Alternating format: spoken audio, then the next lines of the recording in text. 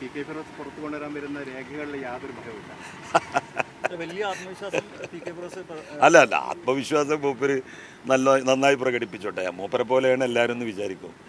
മുൻ ജനറൽ സെക്രട്ടറിമാർ അങ്ങനെ അല്ല എന്ന്, യൂത്ത് ലീഗിൻ്റെ മുൻ ജനറൽ സെക്രട്ടറിമാർ അങ്ങനെ അല്ല എന്ന് അദ്ദേഹം മനസ്സിലാക്കട്ടെ. ഫേസ്ബുക്കിൽ ഫിറോസ് ഒരു പോസ്റ്റ് ഇട്ടിട്ടുണ്ടായി. എന്തായിരുന്നു? സർവകലാശാലയുമായി ബന്ധപ്പെട്ട് സീസൺ 2 ലോഡിംഗ് എന്നാണ്. Season 2 loading. അത് ശരി. അത് ഞാനും മറുപടി ഇട്ടിരുന്നു FB-ൽ. കണ്ടോ?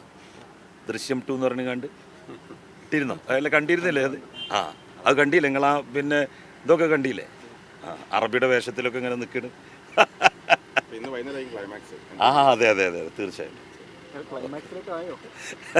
അതൊക്കെ വരട്ടെ.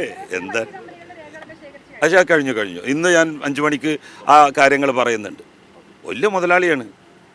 അദാനിയുടെ പറക്കാതെ പോയ മകനല്ലേ. കോഴിക്കോട്ടുകാർക്ക് അഭിമാനിക്കാം.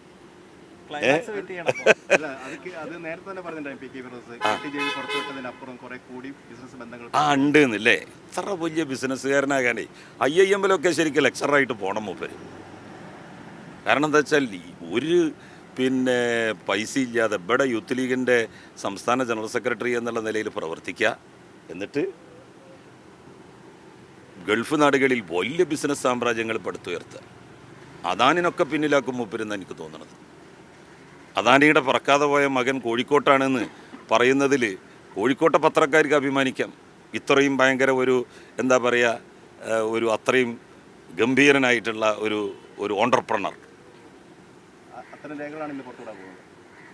ആരാൻ്റെ ഊരമ്മ കൂര കെട്ടി താമസിക്കാൻ ആർക്കാ വയ്യാത്തത്?